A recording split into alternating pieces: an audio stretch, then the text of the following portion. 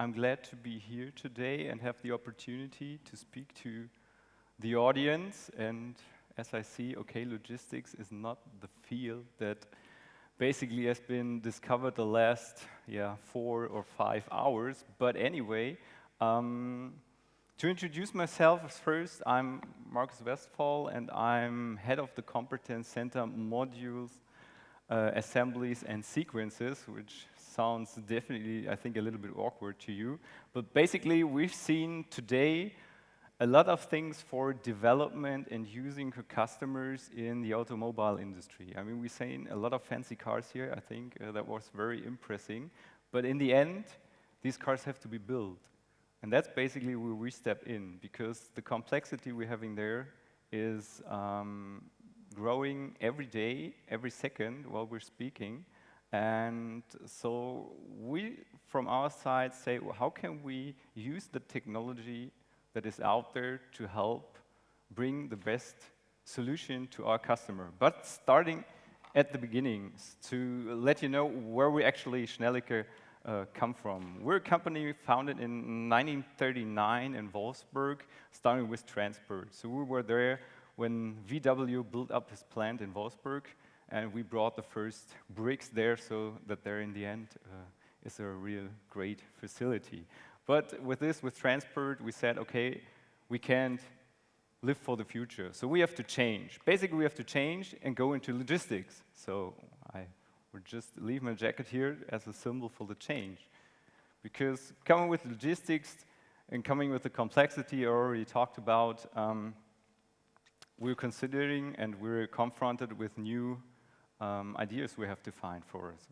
And according to that, to understand our customers a lot more, we said, okay, we might have a look into the production. So we introduced the KWD, which is producing all welded parts around, for example, in Wolfsburg for the Golf, and the Touran and Tiguan, which are built there. So we had some more competencies in this. And now we're starting to say, we have all this knowledge in our company, we have all the desires of our customers, and now we have to fulfill and find new solutions for bringing all the different parts that we need to the right place, at the right position, at the right time. As you can see, we're quite doing this a lot in the world, not only in Wolfsburg, where our headquarters are. We're quite somewhere in the world, so basically everywhere where there's VW, you can find us, and in other cities where BMW, Daimler, and all these OEMs are located, you can find Schnellecke. So heading you on the journey, when we started, we said, okay, there are so many fields that we have to fill in for our customers, so we started to implement and say, what are the basic needs that we have there in the future? From one side, there's the business development, there's the development of the new solutions. And on the other hand, starting with all the connections to all the big data we're having here in the world, we need a strong IT system. So we said BD and IT have to be connected very close to each other to fulfill the needs of the customer in the future. That's why we said, okay, we introduce from ourselves some competence centers so we can concentrate on the different products that we have in our company. I will show you an overview right after the time scale. After that, we said, okay, when we started building up our competence centers, we have to start and think about standardization.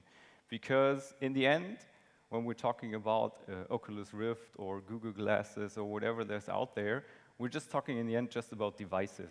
Devices that can be used to fulfill the needs that are out there.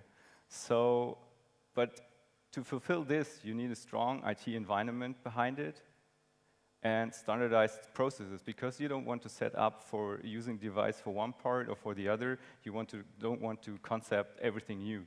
So we said we need to develop standardizations in our company and bring it to an easy solution. That's why we're in the next step then in 2013 started thinking about bringing SAP solution as our warehouse management system into a cloud solution. So we can start bringing our solutions that we have every time it's needed somewhere in the world, when you remember where we are all located, with the same standard and the same perspective. And then for the future, we say, okay, basically coming there, what we don't have. We don't have time. We have so many different solutions that can be there, but in the end, what our customer wants is to have an easy access, an easy solution, and as we normally say, we have to have a plug-and-play logistics. So that we say, you name it what you want, we take it out of our, let's say, toolbox, and bring it to you right away with the same standardization. If we were just talking about Wolfsburg, we're talking about Stuttgart, we're talking about Munich, we're talking about China. It doesn't matter. We just bring the same solution wherever you need it. But for that, of course, as I said, you need a strong environment, which we're here building up. As you can see, when we're talking about all our solutions, we're talking about a lot of products. Especially as I said, we're coming from transport logistics, of course, but there's more to it. We have the supply logistics, we have the packaging logistics, and as I said, for myself, the most important things, module assemblies and sequences. And, of course, with our KWD, we're doing a lot of welding as well. So every service that we are providing has a different perspective, where we have to find a solution. What is mainly comes down to, like, say, 80% is the same, and 20% is customizing for what we need. So then, to achieve that, we said, okay, what is there out there what we all need? You can see here in the cycle, there are a lot of things. Basically, to make it easy, we have a strong SAP EM, we have standardized picking systems in our company, we have process standardization and standard organizational structure, because that's basically the fundamental that you need for implement new systems and new solutions. The one thing that's here shown in yellow is the one that's our biggest topic for the future, that we're talking about automation, which will be a big part in automobile industry. Because in the end, there are people who are working there, people who are producing the cars, and people who are moving parts from one side to another. But in the end, to say, okay, how can we help them to make no mistakes? Because what our basic need of our customers is zero defect strategy. Because losing one car a day costs a lot of money. And that's what we can't afford, because we can't pay for it. So there won't be any Schnellecke anymore in the future, so we have to definitely avoid that. And of course, if you want to buy your car next week and want to have it delivered on time, you don't want to wait for it. So having all this aside, we thought about how can we use the technology that we're talking about basically the last 5 hours for securing our logistic service. We thought, okay, basically considering that there is a worker walking around in the facility with an Oculus Rift on his head, I think that won't work. So we'll go more into AR, and we looked out there if there are some companies which we can work with to fulfill our needs. So we came up with a Google Glass, where you can basically give the worker some information where he has to go and where he has to pick his parts and bring it to the next stage. But anyway, so it should work in the end. The Google Glass is just one device. And as I said, we need different devices to fulfill our needs, and for that I need the strong environment. So coming back to this, we have to say, okay, we have different terminals. We have an Oracle database with our to control our processes, and we have the SGS core for basically handling all the information that's coming there from the OEMs to bring the processes in line. I don't want to bother you much with all this information. I think you can see where the links are. But anyway, as I said, when we're talking on the right side, we see what kind of devices there are. We can basically connect every device that is out there used in modern logistics solutions directly to our interfaces. We have one interface for all these things. So if you talk about using the Google Glasses, for example, or you're using a pick by light, pick by voice, everything that you have there, we can use in our interfaces. I know it's, as I said, logistics is not the part that's very present here for the whole day. To make it easier to see how it really works in real lifetime, I brought you a little film where you can see basically the Google Glass in action. So I just will leave you alone just a minute, and afterwards I'm happy for every question you have.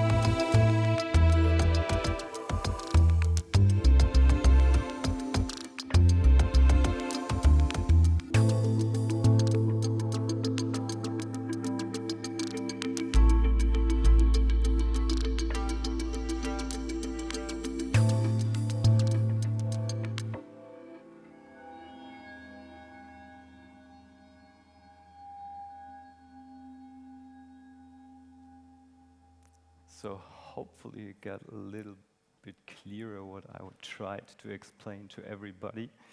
But in the end, as you see, there's a person who is wearing the device. So the person has to feel comfortable wearing the device and getting all this information. As we saw here, we're talking about, in this case, about 1,800 headliners that we are producing each day, and sometimes even more. And in the end, it's not just the headliner, which is the part that is really built into the car. There are many other parts that have to be assembled to the headliners first. So we're talking about a lot of picks that have to be made in the end, a lot of construction that has to be done. And in hard cases, it is like the information that's given to the person who's doing the sequencing is something around 4 to 6 seconds he gets an information on the glasses, which is a lot. When we remember what we've seen today, we're talking about designing our kitchen, designing our car, or choosing which kind of car we want in which kind of color and everything. That's basically what we do, let's say 1 or 2 hours, and then we're taking the glasses away. These people are working with the glasses for 8 hours or even longer. And you get every 6 seconds, you get some signals right in front of your eyes, which you really have to think about, because you have to take the people with you and get the impression if it's really working. That was basically the struggle we had in the beginning, because the people said, we're going crazy. We have these glasses here, they help us a lot, but working there 8 hours with the glasses on, they said, okay, I'm going nuts, I can't do this anymore. Not everybody, but some of them did. So this was really the biggest thing we have to deal with in the end. We found enough people to work with the Google glasses, but it's still always an issue when we roll it out into other facilities. From IT perspective or from construction, it works perfectly. It's very light, the glasses are very light, the information you're getting is very bright. You can customize it as much as you want, so you could, like when I'm standing here, it could show me the seat where to sit, it could show me where to go next, and all these things can happen. It's just a thing of customizing. So, like you can see here, some impressions from the floor, as I called it, from our colleagues, where they say, okay, where are my benefits, or where might be the problems for the future? Of course, when you're wearing the glasses and you're not having, like in the old times, having a scanner or something in your hand to see that you pick the right part, scanning a barcode, even it takes longer, and you have your hands free. When we see the headliner having a scanner, it's kind of problematic, because where to put it? You're losing time, and if you said when we're building 1,800 headliners a day. That means that every 30 seconds a car is built.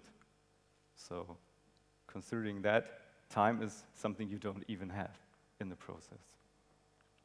So basically, of course, there are a lot of things that are good, and I don't want to say that everything is great and everything is perfect. There are things you have to discover, you have to think about, and you even have to think about in which location you are. You can say, okay, if you implement this here in Germany, great. But as I said, we want to implement it all over the world. And all over the world, the people are different. So like you and me, we're different. And the people who are working with the glasses are different. The solution is the same, but in the end, it's a person who's working with this. And that's basically the thing we always have to think behind it when we're thinking about these solutions. So thank you very much. I hope you enjoyed it a little bit, even if it's not so deeply into the IT spectrum. But yeah, if you have any questions, feel free. Hopefully I can answer everything. Otherwise I will note it and give you the information then in the end. Was machen Brillenträger? Brauchen die Kontaktlinsen, um das Google Glass zu tragen? Schon okay. Nein, brauchen sie nicht. Also es gibt einen Aufsatz, es gibt sogar, dass man speziell die Brillengläser in die Google Glass mit implementieren kann, so dass auch für Brillenträger gesorgt ist. Any more questions? Good. Thank you very much, Markus. Thank you.